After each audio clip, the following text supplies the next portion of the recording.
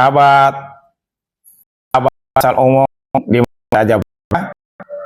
Selamat bertemu kembali. Ya. Selamat kembali. Semoga semuanya sehat dan bahagia selalu ya. Kali ini asal omong akan tentang Prabowo Subianto tidak akan mengikuti jejak Jokowi. Nah, saudara-saudara, sahabat-sahabat, dan teman-teman asal omong, seperti yang kita tahu bersama, bahwa selama 10 tahun ya masa jabatannya Jokowi gencar membangun di mana-mana. Ya, mulai dari infrastruktur jalan tol di mana-mana, Jawa, Kalimantan, dan Sumatera dibangun jalan tol sama Jokowi. Dia gencar membangun infrastruktur karena beliau berpikir bahwa dengan infrastruktur yang baik, infrastruktur yang terkoneksi, maka ekonomi rakyat juga akan bergerak naik. Bukan cuma infrastruktur darat, ya. Infrastruktur laut pun dia bangun. Pelabuhan-pelabuhan laut. Infrastruktur udara pun, pelabuhan-pelabuhan udara juga dibangunnya. Waduk-waduk, baik yang kecil maupun yang besar, di seluruh Nusantara ini dibangun oleh Presiden Jokowi. Dan yang paling keren, atau bahasa zaman sekarang yang paling ikonik adalah IKN, Ibu Kota Nusantara, yang sementara ini sedang gencar-gencarnya, atau mungkin yang sekarang ini sedang melandai kegiatannya, ya, karena berbagai informasi yang kita tahu, ya, modalnya juga melandai, gitu. Oke, tapi bagaimana sepak terjang dari Presiden terpilih Prabowo Subianto ini setelah dilantik nanti? Asal omong sudah merangkumnya dalam beberapa lembar tulisan ya. Semoga teman-teman berkenan untuk mengikuti dan menyimak bersama. Oke, teman-teman semua, kita mulai ya.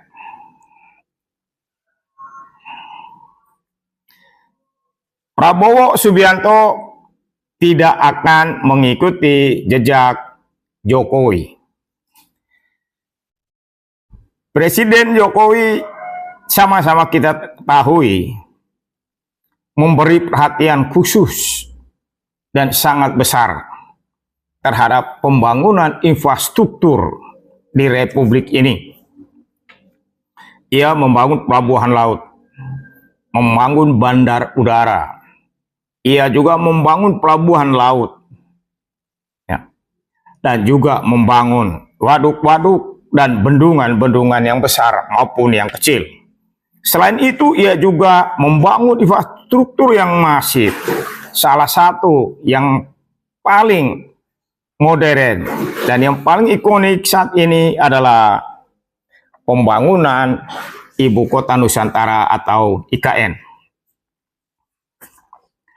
Argumentasi di balik semua pembangunan fisik atau infrastruktur ini adalah pemerataan pembangunan,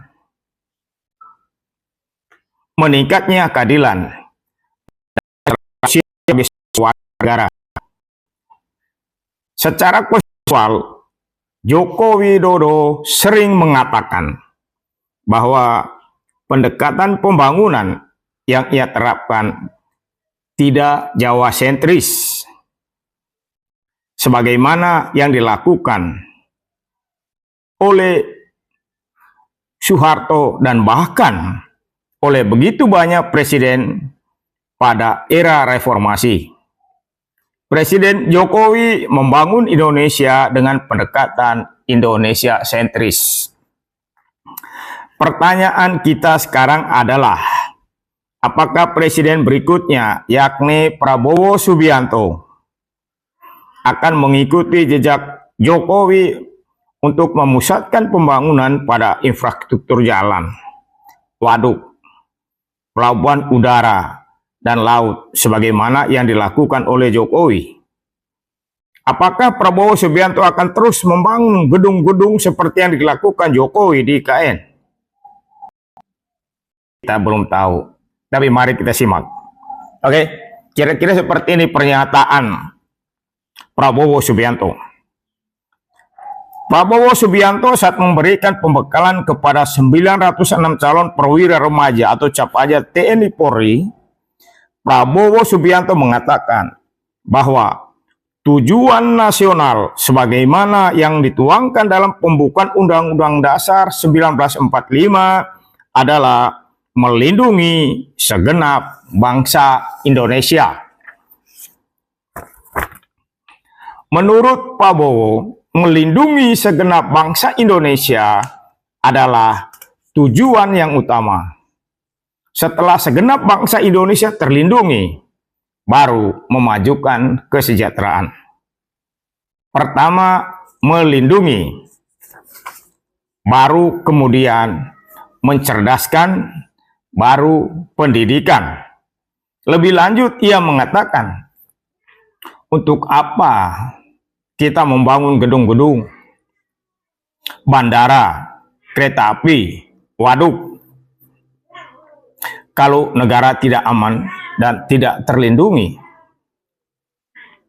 Banyak pengamat kritis menilai pernyataan Prabowo itu mencerminkan orientasi kebijakannya setelah ia dilantik menjadi presiden pada bulan Oktober mendatang.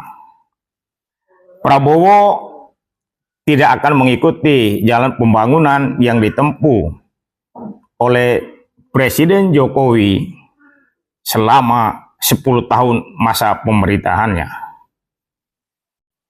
Singkatnya, pembangunan infrastruktur seperti transportasi, waduk-waduk, pelabuhan, dan bahkan IKN tidak akan menjadi prioritasnya nanti. Prioritas Prabowo adalah pertahanan dan keamanan nasional. Kira-kira seperti itu ya teman-teman. Prabowo memiliki latar belakang militer. Ia sungguh mencintai dunia militer. Hampir semua gestikulasi politiknya bernuansa militer. Jiwa Prabowo adalah jiwa militer.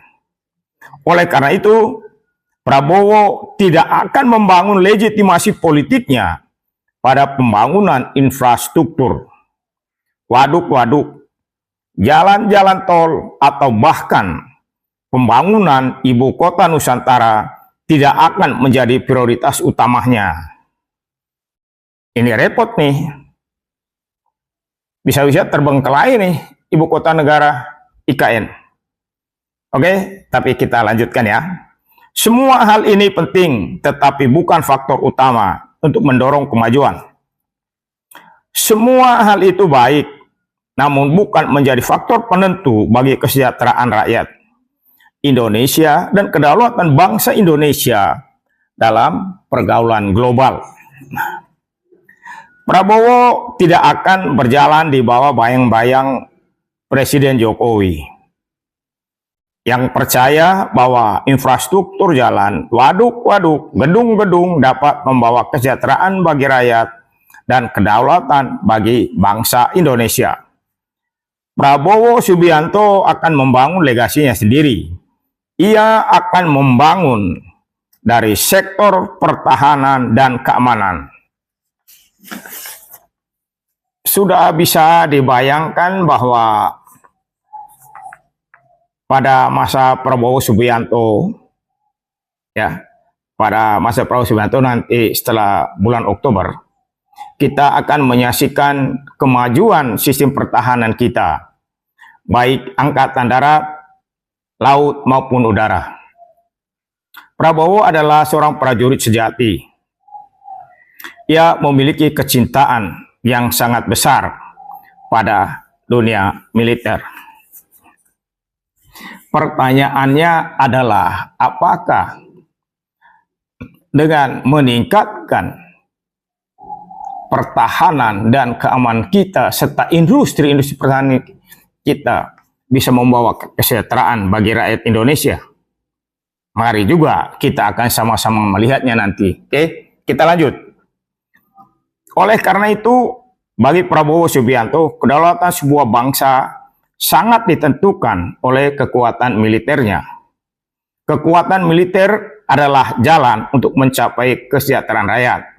Nah, ini harus dikritisi teman-teman semua ya, bahwa kekuatan militer adalah jalan untuk mencapai kesejahteraan rakyat. Nah, ini harus kita kritisi juga bersama ya. Nah, kekuatan militer adalah jalan untuk mencapai kesejahteraan rakyat. Kekuatan militer yang baik ditentukan oleh kemandirian dalam industri persenjataan. Nah, ini ya. Ini sebuah sikap yang luar biasa ya dari Prabowo Subianto. Dalam konteks ini kita dapat saja membayangkan bahwa selama pemerintahan Prabowo Subianto, industri persenjataan kita akan semakin bertumbuh dan maju. Harapan ya, semoga saja. Dan jangan sampai juga nanti industri persenjataan itu jadi pusat korupsi. Sebagaimana kita tahu di Republik ini, korupsi berjalan lebih kencang daripada pembangunan. Ya, teman-teman. Kita lanjut. Dengan industri persenjataan yang maju, Indonesia tidak akan bergantung pada negara-negara asing seperti Amerika Serikat, Prancis, dan negara-negara Eropa lainnya yang sudah sangat maju dalam teknologi persenjataan.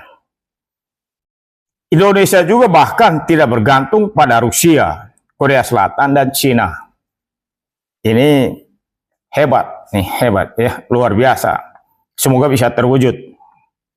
Kemandirian dalam industri persenjataan dalam konteks ini dapat meningkatkan kedaulatan Indonesia dalam membangun relasi dengan bangsa-bangsa lain secara global. Cina disegani bangsa lain karena teknologi persenjataannya. Demikian juga Rusia, Amerika Serikat, Prancis, dan negara-negara Eropa lainnya. Secara umum memang kita dapat menyimpulkan bahwa semakin baik industri persenjataan, semakin mahmud sebuah bangsa.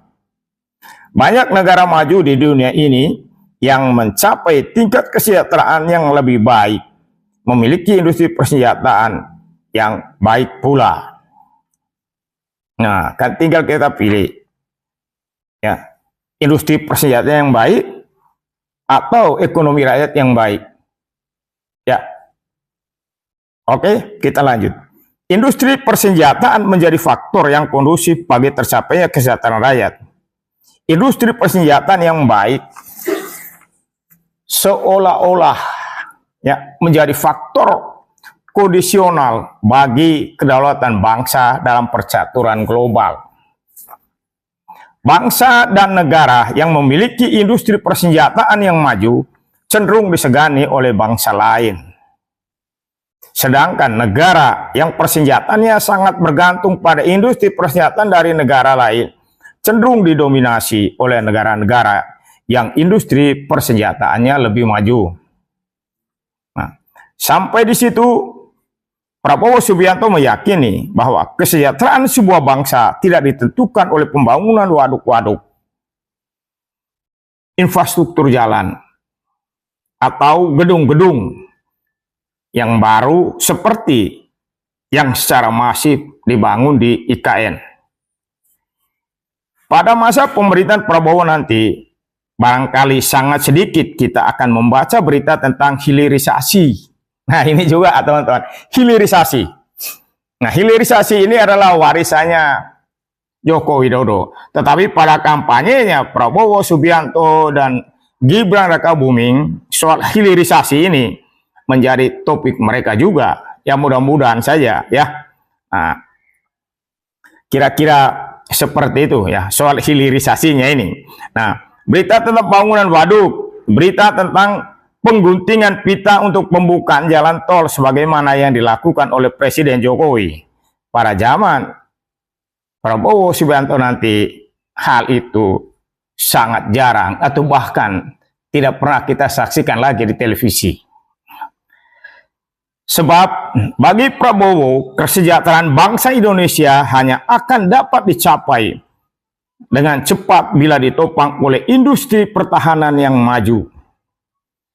Kita tidak akan heran bila nanti pemerintahan Prabowo Subianto akan mengalokasikan anggaran begitu bertumbuhnya industri persenjataan nasional. Ya, jadi sekali lagi bahwa nanti kita lihat pada zaman pemerintah bahwa anggaran yang dialokasikan bagi pertumbuhan industri pertahanan pasti akan lebih besar dari infrastruktur.